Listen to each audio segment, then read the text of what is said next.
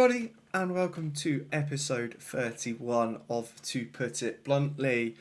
We are back to our normal procedures this week. We are joined by a guest, but first of all, I would like to introduce my host, S with the most S, Cameron. We have fancy new graphics, everyone.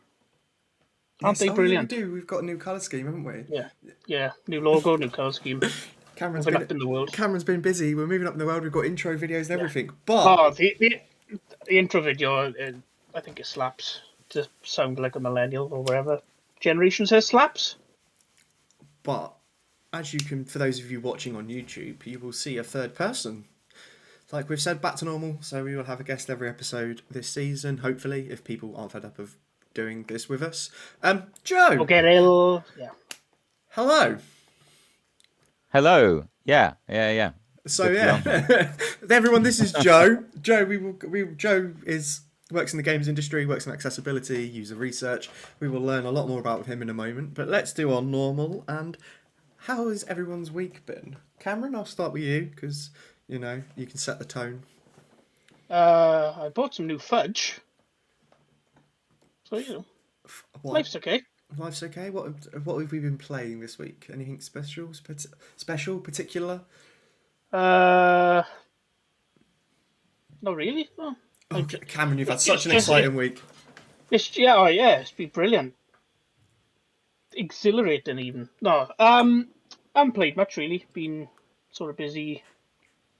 I have played a bit of Hell Let Loose, and trying to get the platinum on that. You were trying to platinum Hell Let Loose. I should have the platinum right now, but the level trophies are glitched, so I cannot unlock them. I'm level 62, and I haven't unlocked the reach level 10. I've got every other main trophies for the base game.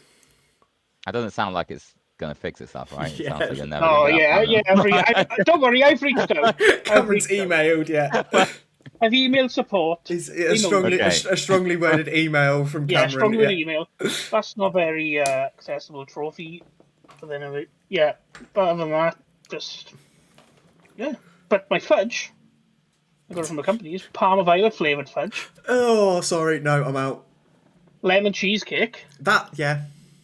And white chocolate marshmallow. Yeah, that one, fine. It's Parma Violet's a weird choice of fudge. It's nice. Joe, I know you've been away. And you had a better week than me, probably. Can we talk about what you've been up to this week? Because you've actually had some exciting things on this week. I've been doing a few different things. I was away at a couple of conferences. I was at the UX Summit where I was speaking about accessibility, talking a bit about the European Accessibility Act and user research processes there. And then I went to something called IGGY Conference, which is a kind of academic conference in the UK. It's like a centre for doctoral training for games-focused research.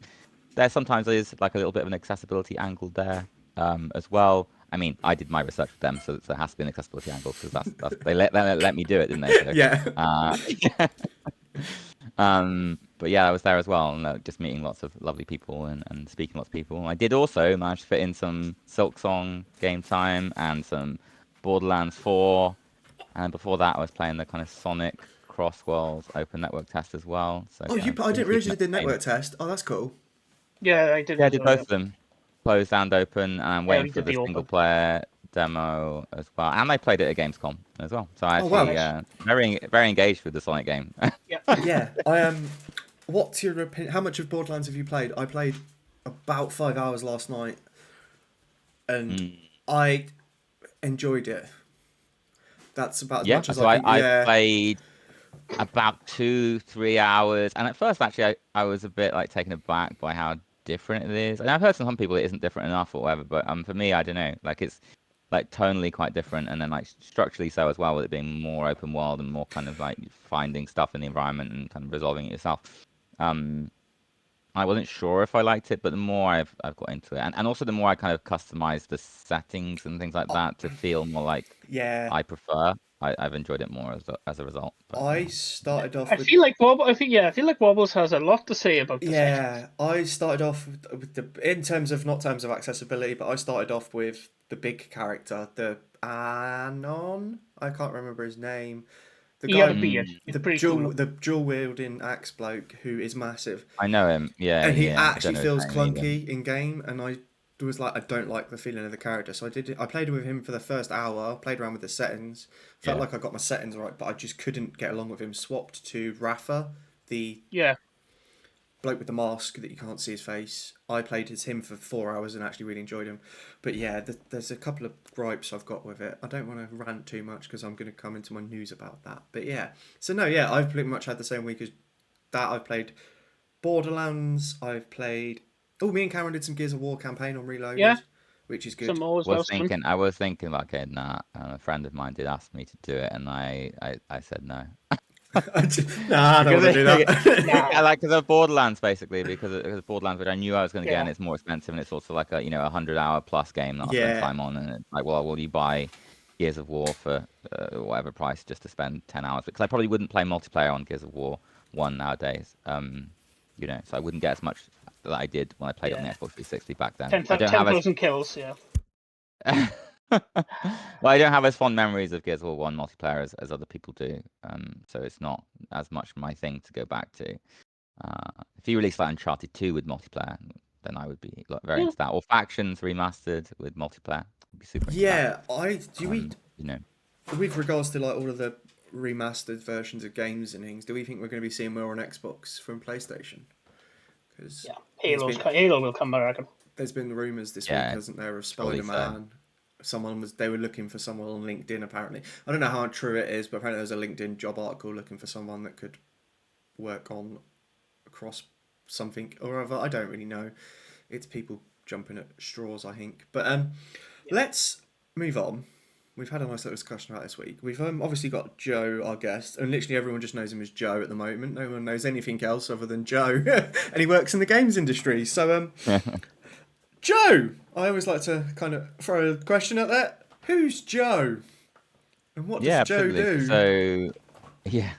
My name is Joseph Kulik, and I've worked in the games industry for about 10 years now. My background has been very much research focused. So my background originally is in a little bit of computer science initially, actually, but then very psychology focused. And I moved from that into the games industry as a games user researcher, which is focused on kind of understanding player experiences to help game developers make better games. As a result of kind of my experience in that area, I became very interested in game accessibility, particularly because there are these user research processes that help developers understand their players, but those processes don't always include people with disabilities. And I think that's maybe, I think that is part of the problem some of the time. And historically, the way games have been made has, to some degree, like through its process as well, excluded people with disabilities, not just in its design, but in the process in which they're made. Yeah. And so I've been very interested in kind of exploring that more and exploring kind of how people with disabilities can be integrated into kind of the process of making games more towards helping making the product more accessible, basically, and kind of bringing more people in. So I have a PhD in that topic as well, actually. So I did that at York with Iggy, which is kind of intelligent games and games intelligence, which is mostly a game AI research group, I guess, to some degree, but it's become more and more HCI focused, more player experience. There are people who study things like mental health and games there and things like that too. And there's a lot more of that nowadays as well. But it started more on the AI and technical side, and then some of us tricked them to kind of convince to fund our PhDs as well, I suppose. Yeah. But yeah, since then I was working in industry again, first as an accessibility program manager at Splash Damage, and then now at PlaytestCloud as their senior research and accessibility lead, where I work with hundreds of teams to help them run the best research they can for their games. Not all accessibility focused. I would say about 30% of my work is accessibility focused there. But I am always pushing studios to do more of that and kind of recognize the benefits of kind of including people with disabilities in their process. And I think, the reason I work here actually is because I value the platform as a resource in which to do that. It's a remote playtesting platform. I think remote is a really great way to get people with disabilities involved in providing feedback on your games. So when I kind of reached out to the CEO of the company and things like that, it was on the basis that I really liked what they were doing and things like that, and I saw the potential of extending that more into game accessibility as well. So I think that's super exciting. I've been doing that for about 6 months now. Yeah. So, I've always like, why access? Like, what really drew you into accessibility? Like we kind of. You win the money. Yeah, definitely. Yeah, it was the money. Yeah. Yeah. Nobody in accessibility is money motivated.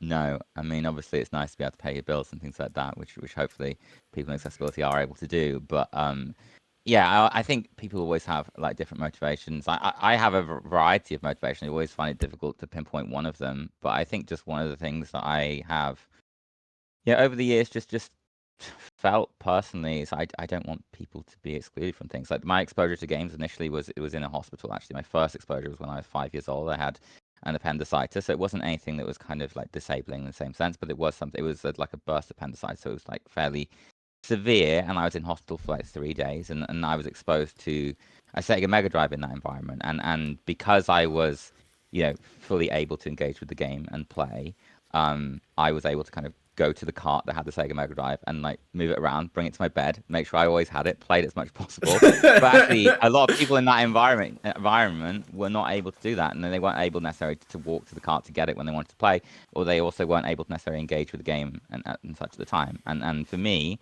that initial exposure obviously sparked like a lifelong passion with this medium, but then also, it sparked a career and everything as well. And it's not just like necessarily like access to players' leisure, but also the kind of all the other things that can come around it if you have those opportunities in life. So I think it's just super important that things are accessible. I am also neurodivergent myself, have some lived experience with disability too, so I have that perspective where I've kind of like found certain things in life more difficult or been excluded from certain things, and so I can relate to that aspect as well. And there are certain aspects in games that I find harder, especially on the neurodiversity side of things, that you can never expect me to like really process any information in the same way as other people have. But I am also very capable at games in other ways, like reaction times and things like that. That is the biggest understatement. I'm very capable in games. I think. I remember X Defiant. Your back must be hurting carrying us. Tell me. There's X Defiant. What else have we played? Apex Legends. You've carried me on. Helldivers. You carried me on. I'm trying to think now. There's a list. But one thing that I do love about you, Joe, is just your love of games. Like it's the moment we met many years ago. It was just instantaneously your love of games is apparent. Like like you've said, there isn't many games you've played, and you are quite capable at most of them. I mean, not played, I guess. Yeah, there isn't many you've not played, I suppose. Yeah. Yeah. And you are kind of like a walking knowledge book about video games, and it's great. It's something. Yeah, I think if you kind of sat me, you and Cameron in a room with a pint glass and a few hours, we'd just spend the whole time talking about games rather than anything else, to be honest. That's perfectly fine. I have meetups in Brighton that are on that basis. Basically, we go to the pub and we talk about video games. Like, I think that's a perfectly fine basis for a friendship. So all of this, did you kind of leave the hospital and was like, oh my god, I need to get a console? Or was it kind of a slow burn? Oh yeah. No, I did. I like insisted, and because I'd obviously, it isn't as serious as some of the other conditions that kind of people experience. But because as a child, it's it's a very significant moment when you kind of feel like you're being rushed to hospital and all this stuff. At the time, I had to be carried out of my house by the doctor and then rushed to the hospital in the ambulance. It's quite a significant thing, and then because of all that, I kind of, as a child, I kind of insisted that my mom get me one as a way of like making it feel better, like making that experience less bad.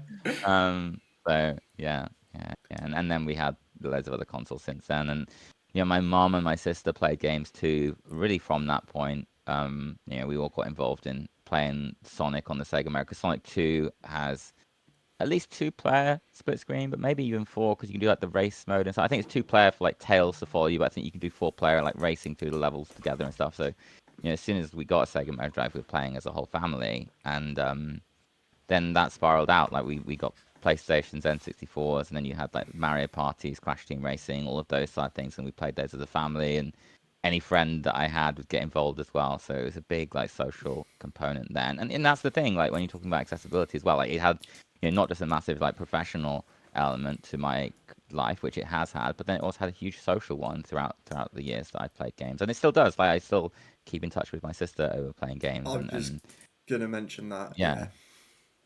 My mum still plays games, and she's I don't know. I'm not going to tell you my mum's age on here because it's going to be horribly wrong, and then We're gonna get a phone call. Yeah, but no, I love like how you use games. It's not just like it's your family. You play with your partner, don't you, as well? Like she's played Extra Fight with us in Oh games. yeah. Yeah.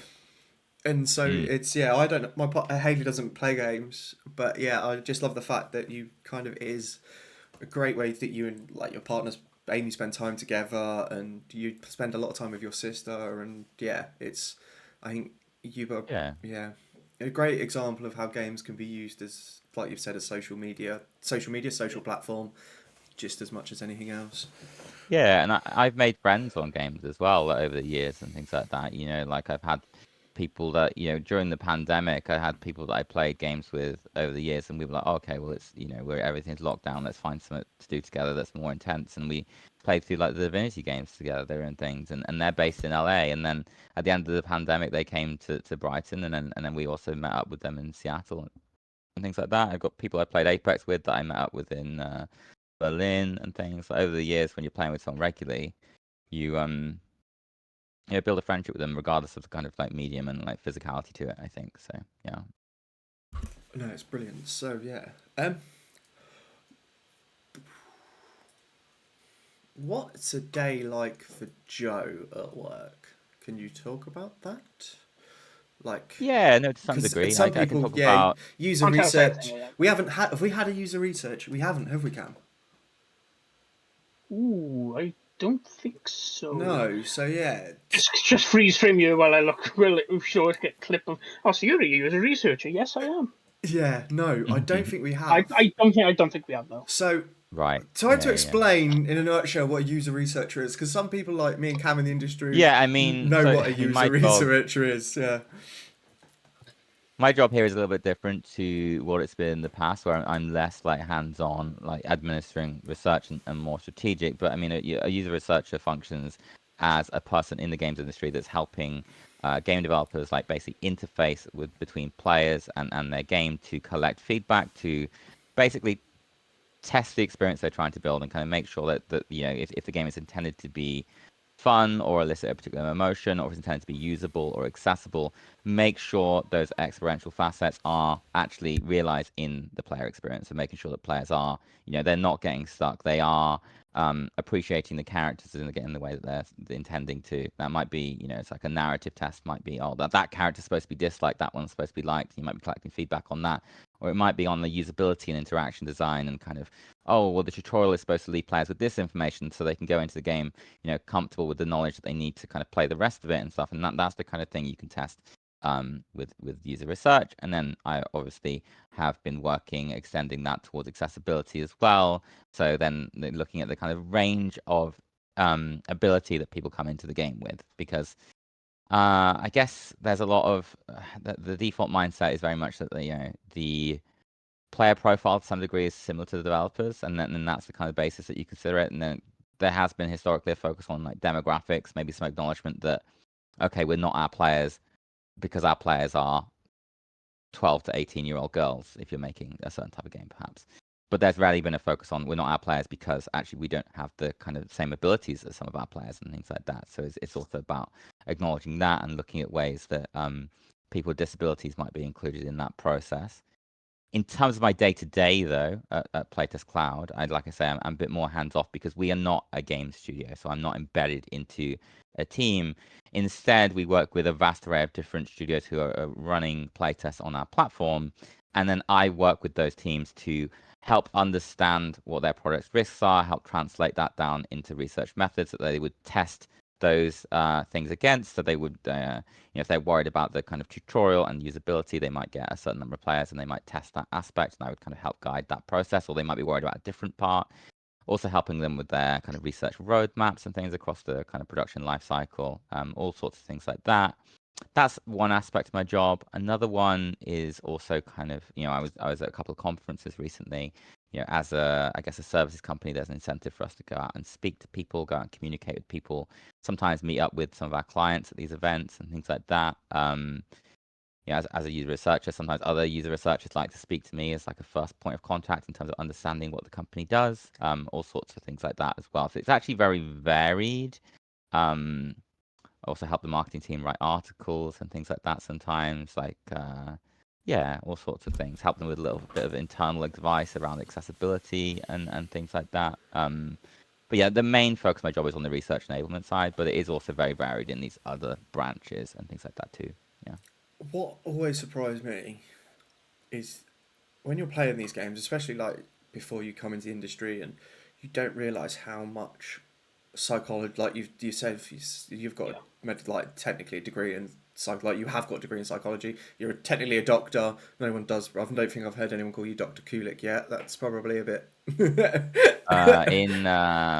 There was a bar in Brighton. It was like 2 years ago. It was before it was a doctor. Some dude at the urinal asked me what I was doing, and he was like, "Oh, that's super cool." And then he started chanting "Doctor Video Games," and everyone in the men's toilet was chanting "Doctor Video Games." And I was like, "I need to get out of here." So Yeah, people normally don't, but at Dead Whack Social in Brighton, the men's toilets, there's a lot of people that have called me Doctor Joseph Kulik. Or Doctor Video Games. Doctor Video Either one. Games. Either one, yeah. Just going to change your name in my phone to Doctor Video Yeah. Games because that's brilliant. Yeah. I mean, there are a good number of Doctor Video Games, I guess, because I come from this IGGY, this PhD program. It's a large center for doctoral training, and they're all doing video game topics. So it's not actually that unique. Well, not as unique as you would think to study video games as an area of research. Accessibility, though, is quite unique. Yeah. Very few people focus on that particular area. Yeah. Something else I wanted to touch on, and just while I've got both of you in the same room, who do you think owns more games on their PlayStation? Because out of the pair of you, you've actually seen how many I got, so you can. Yeah, out of the pair of you, you probably play the most range of like the widest spectrum of games out of anyone I know is used to. Like most people I know, you kind of genre base or kind of go, they play this, they play that. Whereas between yourselves, it's Matt. Like I'll be like, Joe, have you got this? Yeah, of course I have. And Cameron, you're never kind of just playing one genre in between. Yeah, I would, but the pair of you I think could go toe for toe for games. The thing is that he completes games is the thing that Cameron completes games. He gets platinums and things like that. So I wouldn't be surprised if I played more by volume, but Cameron has seen the credits roll on more games than I have. Yeah, certainly so. I think last time I checked, which was when I was at yours, Wobbles, so that was about a month or two ago, I had like 1,800. Yeah, that is a lot. Like on mine, I think it's like 1,100, but then I've got another account which has got a good number, like 800-ish as well. Yeah, that's what I mean. It'll be close. It's quite yeah. But before like the PSN name change thing, I changed name by making another account. If that makes sense. I've had mine since the start, like 15. So I've got 2 now? accounts that have like merged together over the years. Yeah, because you have to pay to change names, didn't you? As well, you couldn't. The first one was free. Right. PlayStation, and then same as Xbox. Because I didn't give myself a stupid name like Noob Slayer 14. I was sensible. Oh. Yeah. So, what about your Wobbles? How many have I got? Yeah. On your PlayStation, obviously, because you don't really play. Oh, my Xbox, I don't know. I reckon it's probably around 1,000. I was a disc collector before. Even when I met Hayley 11 years ago, I probably still had hundreds. But we kind of got rid of them over the years because it was just like, well, everything's digital now. And I kept a few. I still have some discs kicking about, collector's editions and a few of my old FIFAs and things. But I reckon don't think I'd be anywhere near 1,500. But I'm around the 1,000 mark, I reckon. I reckon the amount of games I've actually completed is probably about 200 out of that because I am so bad at completing games. It's unreal. Yeah, you completed 2 in a week at one point. I was very proud. That's an achievement for me. Yeah. So, Joe, you're in the same as all three of us. Your works games, your big what does Joe do when he's not playing games? Because you've got quite a few cool different things you do, don't you? You've got the dogs, which I adore both of your dogs. Yeah, I've got my dogs. I don't know if that counts as a hobby, but I do look after my dogs and spend a lot of time walking the dogs. Dogs count as a hobby? I don't know. But I don't know. Like I got my longboard, things like that too. I love movies and music and concerts and just meeting up with friends and being social as well in general. I would say games probably still take up Yeah. a lot of my time, but I do balance it out pretty well, which is why I don't complete games, actually. Like, I'm quite content to just be like, well, I check that out, I understand the gameplay loop, and I'm actually not going to complete Clair Obscura, not because I don't really like it, but because I've just moved on to doing other things, and there's more games coming out, and I want to check them out. And maybe I will complete it. Maybe I'll find a time in the winter or something, and I'll sit down for 2 weeks and just Yeah. It's complete never this ending. game. But The range of yeah, games every My week. backlog, because it's like, so the next 10 days, or not even that, it's now 7 days, had Borderlands 4 released, FC 26 is out, and then Early access. they've bought Dying Light forward a week. Day, innit? No, they bought it forward a week. It's out next Friday now. So yeah, I was like, oh, because I'll give Dying Light a go because I quite enjoyed the first two. What's it called? We spoke about it last night. Is it The Beast? The Beast. Yeah. Yeah. And yeah, so yeah. it's quite intense at the moment with the amount of games, and the backlog's just getting bigger. But Cameron, have you got any more questions for Joe? Because I know this segment's normally quite long, but actually I know we're going to probably want to talk more and more about games in the next bit. So Yeah. have you got any more questions for Joe about himself? No, I don't know. I think we haven't covered everything because we don't want to cover everything because we haven't got a 4 days podcast. But yeah, I think no. I think pretty much talk we about covered you've got dogs, you've got work, you've got hair. Probably jealous. Actually, yeah. Let's move on. Talk about hair because Joe's got enough to make up for me and you, I think. Yeah. But no. Just what I always like to end this segment by saying thank you to our guest for talking about themselves, because I've got a lot of time for you, Joe, because you kind of since day one have been a big fan of mine. Fan is the wrong word. Supporter. And someone that, fan. yeah. I am a fan. I'm happy to support you. I am a fan of yours. Yeah, I want you to succeed. No, it's been a pleasure to get you on and talk about yourself and learn more about Joe and put Joe out there publicly a bit. But we will be back shortly after a small interlude to discuss this week's gaming news in patch notes. We didn't forget the name.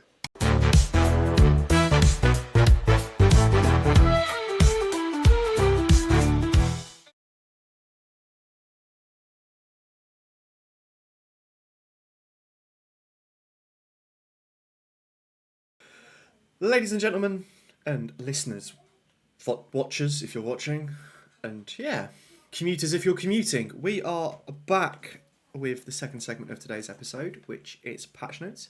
We are still joined by the wonderful Joe, and we are going to discuss the highs, the lows, and the weird and wonderful world of gaming this week.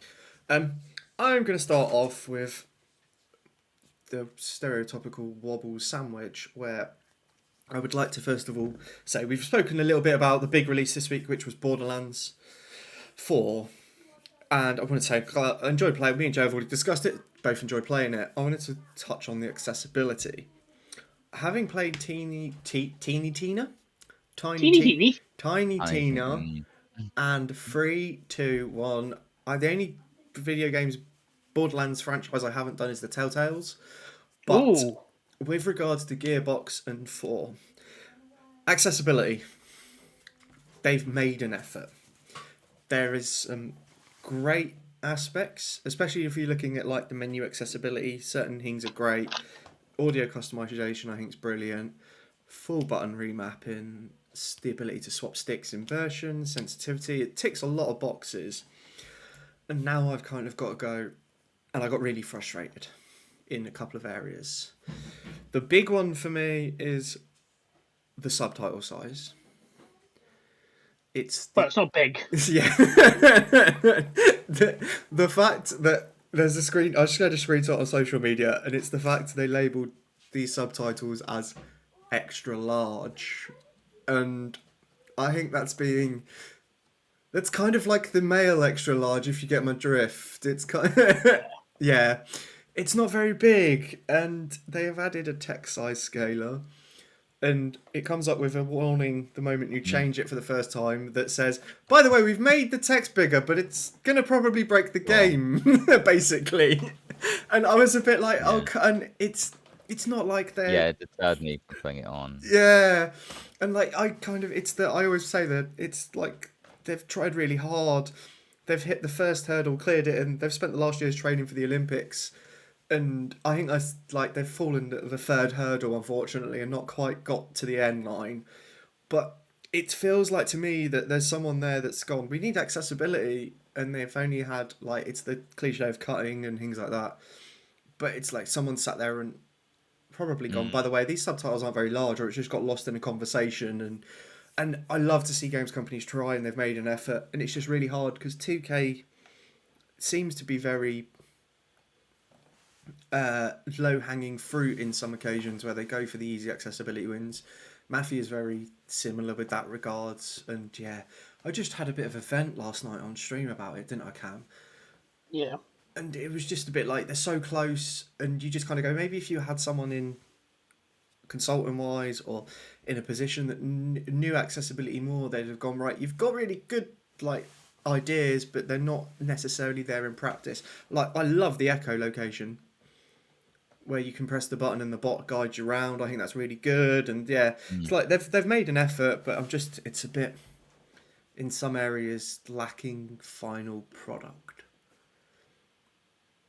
Yeah, no, that makes sense based on my experience of it as well. I think like I had a very similar experience where I could recognize that they've made a lot of headway compared to the last game. I don't actually remember all of Tiny Tina's accessibility features, but I did check that game out and accessibility in it at the time.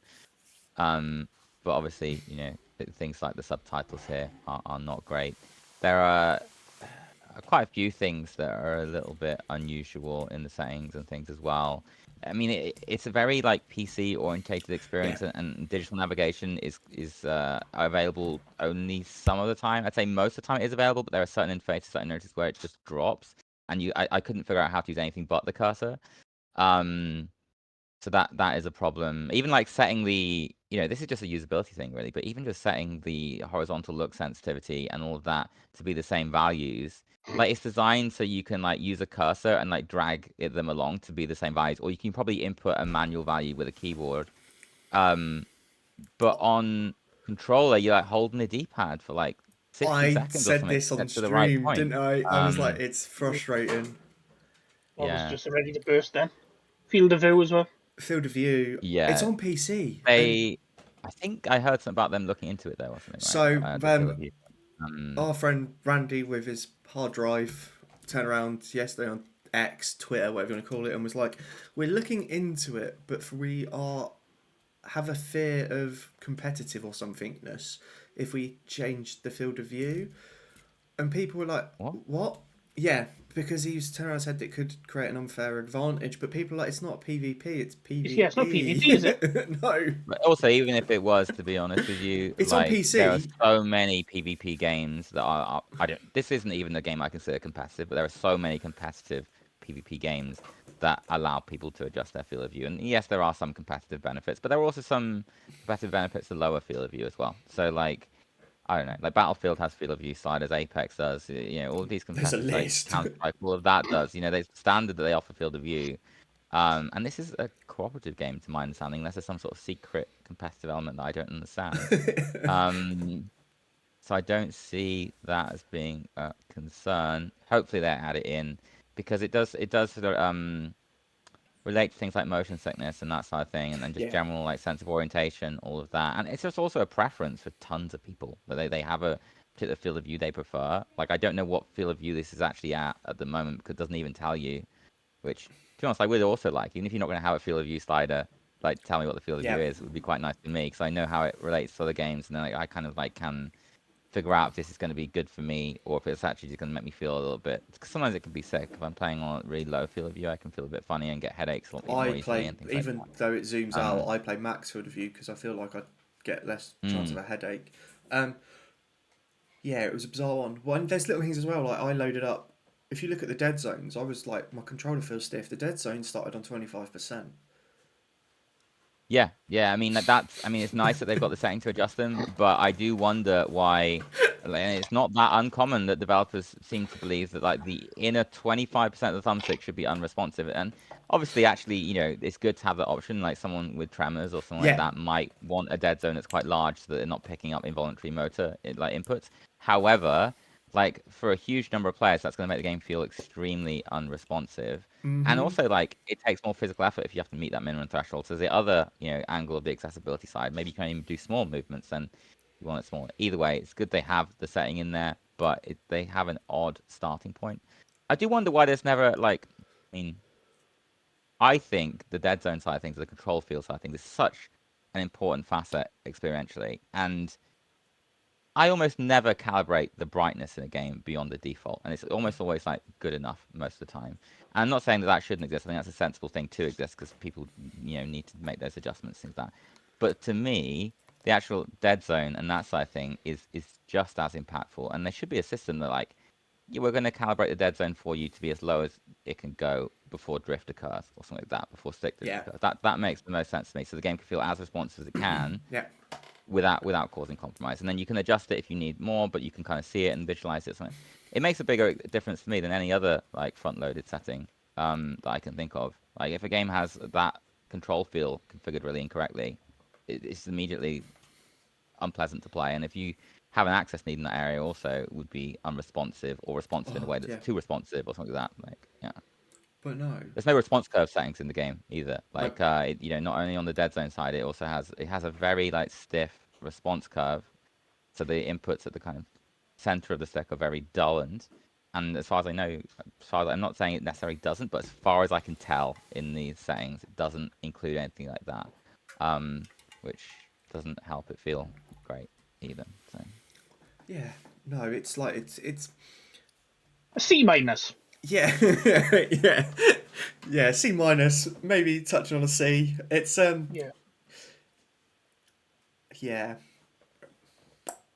It's good to see progress in the right direction. There we go. That's a great way to finish. That's super important. Yeah. And also I think their vision for this game is also that it's a little bit more of a live service style experience. Like it's not a full on live service like Destiny is, but it looks like there's stronger ongoing plans for like post launch support, and hopefully actually improving this side of the experience is a component of that as well.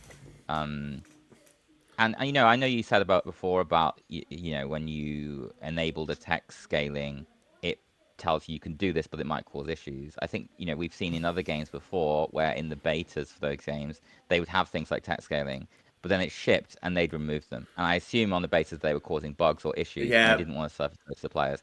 But they obviously made a decision there where it's like we couldn't get this ready for launch, but we do still think it will help some players.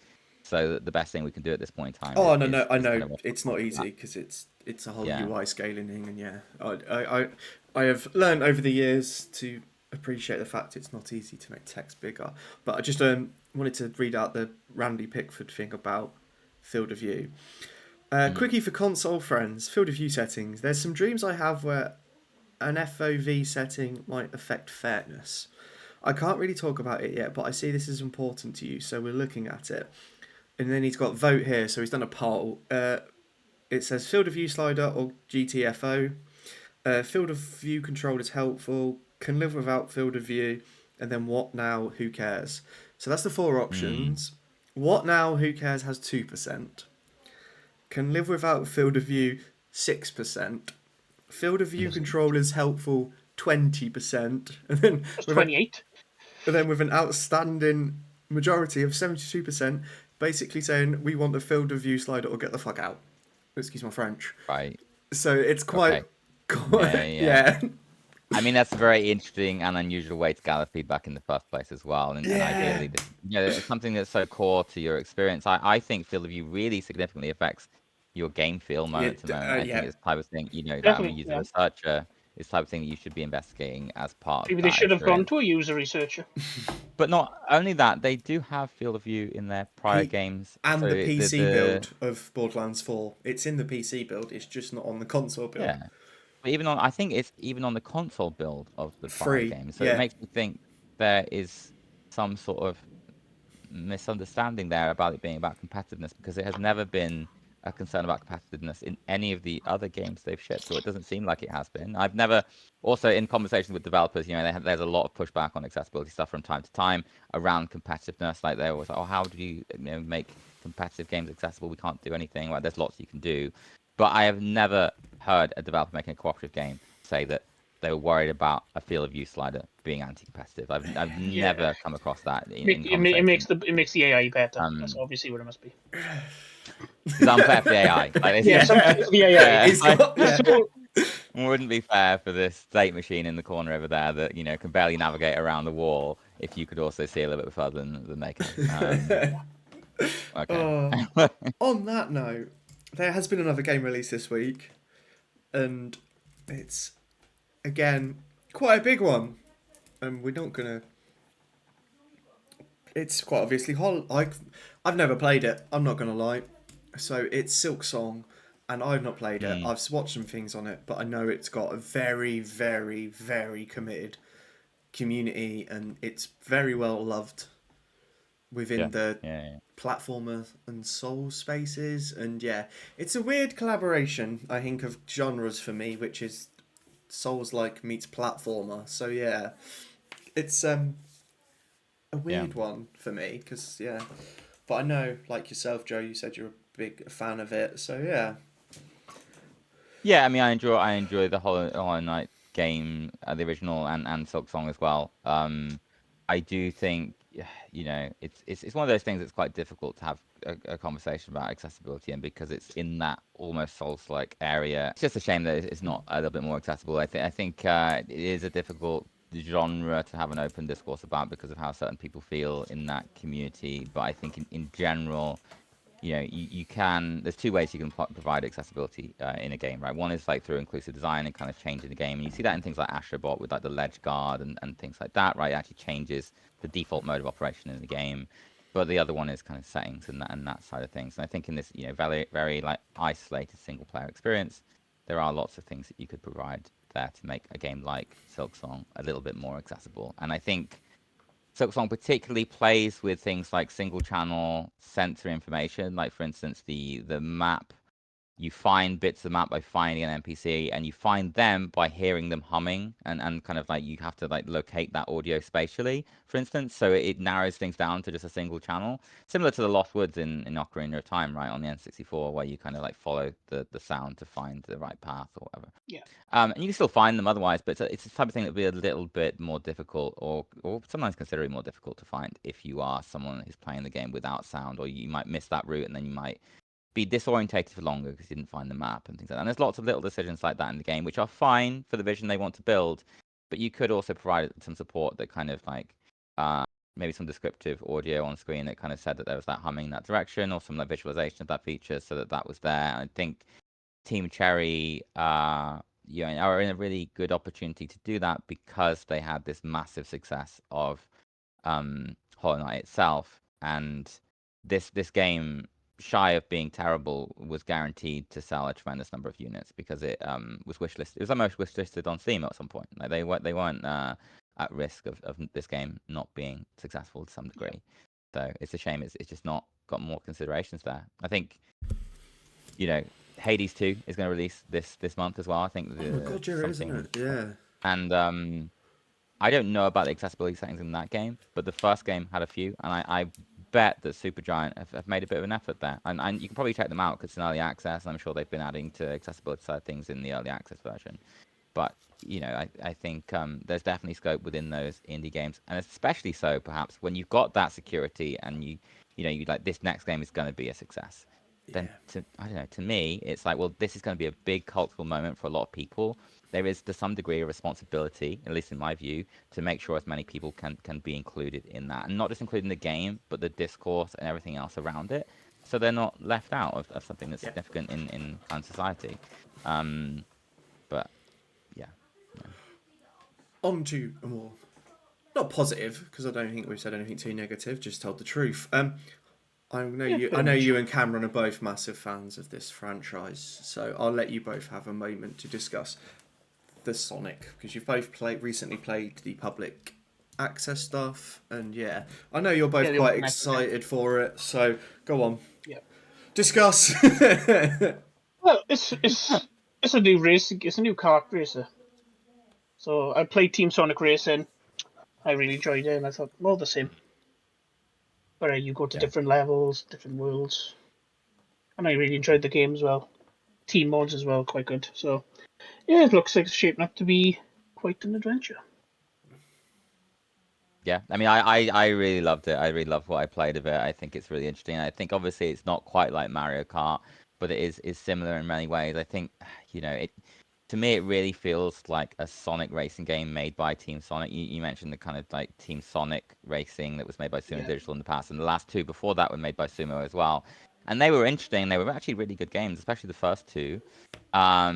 But they lost some of the sonicness of Sonic, and I think sometimes that is also like being a little bit rough around the edges. And yeah, one thing that happens in the Sonic the Crossworlds game is that it's very like celebratory. Like you go up like ramps and do like a 2080 spin and things like that. And it Yeah. reminds me of like the casino zone in the Sonic games. Like it's ridiculous. And when you do that 2080 spin, it actually doesn't increase your boost. You can only get like 3 boosts from tricking, I think. So it's just like Yeah. ridiculous and kind of very maximal just for the sake of it. Um, but I quite like that approach that they have that kind of pulls it back in line with kind of like earlier Sonic games and such. And I think it just seems super fun. They've got loads of cool stuff in there that Sonic fans are going to appreciate with the kind of Yeah. hoverboards Guest and characters as well. tons of characters. Yeah, SpongeBob, Joker. It's mad. So the many. dude from Yakuza, Yeah. some other That's Hatsune literally Miku. what they write this. They write that dude from Yakuza. I don't know which one. I think it's Kiryu, maybe. I don't think it's Kiryu. It's the newer one. Kazuma Kiryu is the Oh, protagonist of the older Chiban. Yakuza games. Chiban. Yeah, yeah. Yeah. That's it. Yeah. And I mean, they had a little bit of like backlash on people because they didn't have like voiceovers for the DLC characters. So we'll see how people receive them in the long term. Yeah. But they argued that it enables them to do a lot more creatively and getting Yeah. more Exactly. characters in Yeah. and stuff. So it's a cost benefit analysis there. I'm super excited for it. I think it's going to be really fun. I'm going to play it with my sister. Going to play it with my mum. Like it's and anyone else that will play with me. Anyone else that I can convince to join me to play. I think Cameron's Wobbles. I think Cameron's gonna, Practice. Cameron's gonna I like convince. racing games. I like racing games, but we have discussed gaming's highs and lows, and I think it's become a weekly segment, this bit, where Cameron comes in with something weird, wonderful, or wacky that he's managed to find deep on social media or the internet. PC gaming. That's just, PC gamer. sometimes it's a bit unhinged, sometimes it's a man getting fined for Is driving it his drone into a wildfire. Yeah. Yeah, There's been quite a few. Yeah, that was a developer. Was it Rockstar that did that? I can't remember. Something like that. Yeah, something like that. I had a few to choose from. Two were cut in close to the bone, should we say? So I haven't picked them. But this one is quite old. Well, I say quite old. It's a month tomorrow. A game was unintentionally listed as Shitty Dungeon on Steam in Japan, thanks to a goofed up machine translation. So, What was AI. What was the original title supposed to be? It's a lesson that it's important to check your work if you let a computer do it for you. It's a lesson that was starkly demonstrated this week for the developers of the Crazy Hyper Dungeon Chronicles, or as it was briefly known by Japanese Steam users, Shitty Dungeon. Is that the opposite of getting a tattoo that says soup? Like, do you know they say, if you've got, like, What if a fancy world was, wacky? It's got references to Skyrim, it's got a player character named Hero, Achille, Williams, Angelos, McDurden. Sometimes the skeletons stick out their tongue. But it's now more... But it was listed as Kuzo Dungeon, with literally shit dungeon or crappy dungeon. People messaged them, which Japanese... I think only Japanese people would do that, message the developers saying, you got a game called Shitty Dungeon. I think that's not right. I don't think anyone from here would do it. I think they just leave it until they noticed. But, yeah. AI isn't infallible. Imagine telling your mother, "Hey, mom, the name of the game I made is called Shitty Dungeon." The one to bring up at the very weird scenario. Yeah. I guess they were using it. I'm not sure of the process here, but if they're using it instead of like manual localization, they probably couldn't detect the error very easily. It just seems there's a problem with that process, right? That's why you kind of have. That's why you have human to check. That's why you have humans to check. Yeah. Yeah. So, that's it for this week's gaming news. we will be back next week with. Next week we got another segment, pal. Come on, Yeah, now. I know. I was going to say with next week's gaming. We'll be back next week with more news. We're now going to do the next segment. Oh, right. Okay. Look right. at him jumping the gun on Starting my. against. Doubting Well, his what a mistake. doubting his co-host skills. Typical. I have a thing to. I have reason to. Yes, you Right, really start do. again from the end of the game. Oh no, we're keeping this in now. You can't. No, I'm editing it, so I don't think so. So that has been this week's gaming news, and we will be back again next week with. Oh, we got another segment. What? And we will be back again next week with the highs, lows, and the weird and wonderful world of gaming. But we are now going to go over to the new segment, which I've forgotten the name of already, and we'll forget. Hard reset. Hard reset, and we'll forget the name of it for the next 4 episodes, probably. Yeah, it'll take them a while. So yeah, we'll be back in one moment. Please don't go anywhere.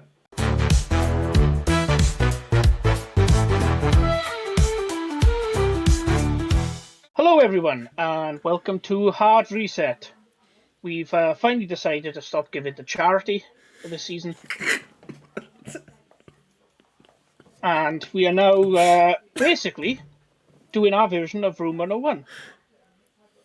So we will go around in a order and say things that we want to put into the Bluntly Vault.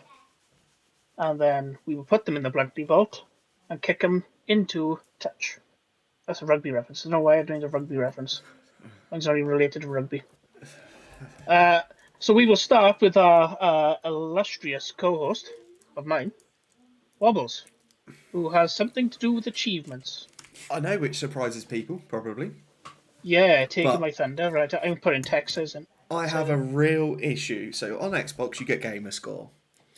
And for like decades, not decades obviously, but for like the first 5 years, every single game. Well, yeah, it's 20 years now. Yeah, been, right? every single game had achievements was ended in a 0 or a 5, right?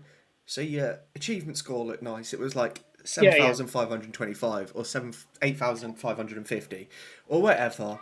And then all of a sudden, games were like, we're going to throw 4s, 2s, 3s, 1s, and zeros.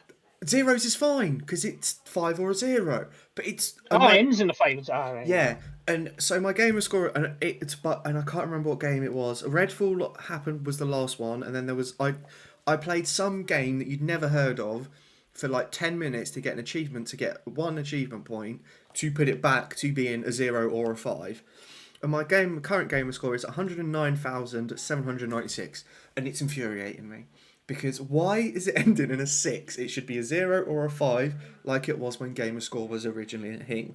So, going in the Bluntly Vault from me, and is being the only thing that's going in the vault from me, because Joe said it's unfair that me and Cam get to add multiple things, which I do think is fair. So, the one addition from Wobbles in the vault, which might surprise people as it's not small text, is achievement scores that end in odd numbers that aren't 0 or 5. Done. It's in. Okay. I think we'll sandwich the achievement one. So, Joe, you want to go with yours next? Yeah, okay. Yeah, so the thing I'm going to pick, I think it's quite a, I think Wobbly's choice there is quite a bold one. If you only got 1 vote, I think maybe you should have thought about it a bit more, to be honest with you. But I'm being shamed here. Well, they have this single wish to make the games industry better. I don't think that's the right one. But you know, you do you. You do you. Yeah. Yeah. I dedicate my life to accessibility, and the one time I get to make a big difference, I'm like, get rid of that achievement score. Yeah, exactly. It's like we've encountered a genie, we've got 3 wishes, and you picked achievement scores with 1 wish, and meanwhile, Cameron and I have like solved world hunger and something else. It's like, sorry. Okay. I'm taking this one for me, alright? I'm taking this one for me.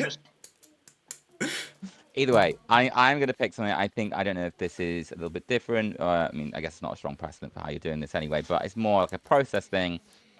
And that would really just be like inaccessible user research process. I think if like the earliest stages of user testing and the kind of inception of that as a methodology in the games industry included people with disabilities, we today would have much more accessible games. It's kind of the first points of observation when people were going into arcades and kind of looking at how people were interacting with different media there. Also ask the question, well, how are people with disabilities interacting in this space? Then I think that would have had cascading consequences to the games we're playing today. So if that's something that we could change entirely, and ideally change retroactively, so we change the past as well. That's what I would choose to put into the vault. So much better than mine. Can I Yeah. Joe's actually ashamed at me right now. You can see it, yeah. He's like, Wobbles, I thought better of you. So my one is gamer score that ends in 1, 2, 3, 4, 6, 7, 8, 9. No. I was gonna do a similar thing with online trophies, but I assume I'll come up at some point this season from someone else. So I'm going to leave that. And I'm going to go for extra small subtitles. He's taking my thing, I'm taking his thing. So, I use subtitles. I don't need the larger subtitles. Mm-hmm. I use the normal subtitles. Who needs extra small subtitles? And I need like the small, like you need a magnifying glass to see them. Does anyone actually need them? Joe's gonna come out here with a user case. I think that's Yeah. a good one. Yeah. But I'm not really supposed to be the judge of you two's additions, but I think like small, 80-90% of people are using subtitles, right? So it's a really small. important thing. That affects the experience across a ton of players, and it also helps invite more people into play. Then I think ensuring we get that right by removing the kind of extra small subtitles, which are useful to very few people. I think I can't think of many use cases where you want them extra small. At that point, you might as well get Small rid is of them. okay, Like, I would say, for some people, because I sometimes put them smaller. Because obviously I'm fortunate enough people to actually see it. But yeah, I wouldn't go extra small. That's just I think we just need a better minimum upper range. Like when you're adding like flexibility, you some of these developers like setting the minimum as per like the Xbox accessibility guidelines as their extra large, and then the other ones go beneath that, and it's like that that is the minimum that is designated in this standard to be accessible, and then your other options are below that. So there's this one is accessible, and all the others aren't. Like actually, you should be looking to do a little bit more where possible. But yeah. So there is someone that we all know, and she cracked me up because we were talking about the Xbox accessibility guidelines at Develop, and we were talking about what its actual font size is, which technically the larger one can come under 16, like font size traditionally. And she was like, "Oh, I've never once heard anyone it was 16 because the moment you tell them it's 16, they're just going to go for 16 because it's the smallest option to get the tick." So I tell him it's 18, lie through my teeth, because then I know their text is bigger. And I was like, brilliant. And that's you literally phenomenal. just explained the secret now. So if developers watch this, they think, "Oh, we can do a 16." Yeah, I was like, that's quality. So yeah, no, it's So Wobbles with an good, achievement rated one, and me with a text size rated one. Who had that on their bingo card? Yeah, at least Joe liked Jaws. Jesus. Yeah. Well, maybe you can have a rule where you can change your mind about yours over the course of your podcast. Yeah. You can't add more ones, but you can maybe give it some proper reflection. I think we need to invite Joe back for an end of series special where we just put all of the editions in and let him rate them. Yeah, just read through everyone's editions and say which one's the best one. Yeah. Only one can stay. Anyone can stay, and it's Joe. Joe gets the vote. But I think we have probably we have got to the end of this week's episode, and my child is now interrupting. That's the first for a while because we've normally been filming when he's out or about. But that is the end of episode 31. I would like to thank Joe again for coming on, talking about himself and joining in. Like last minute as well. Yeah, last minute edition, and we have been. Joe's on our list. We have got a list of people. And Joe's definitely on there, alongside some familiar faces in the accessibility space we would like on. So we jumped at the opportunity to get Joe on. And like I've said, Joe is just good people inside the accessibility space that's full of them. But Joe is one of them that helps everyone out and is always willing to offer advice to up-and-coming people in the accessibility space, or even just in games in general. So no, it's been a pleasure to get you on, Joe. And personally, thank you, and publicly thank you as well for just being you. So, Cameron, anything else to end on? Bit of advice? Oh yeah, we're going to do Cameron's advice. Yeah, have you got anything from your uncle this week or? No, it was my dad, but it wasn't actually my dad. It was me. Um, from experience, shirts with sponsors like this can deteriorate when hot washed, and so we should advise the shirt is hand washed or cold washed. That's been, to put it bluntly. There I've you been the go. Wobbly Gamer. I've been Cameron. And I've been Joe. Thanks for having me on as well, guys. Yeah. Perfect. Catch you later.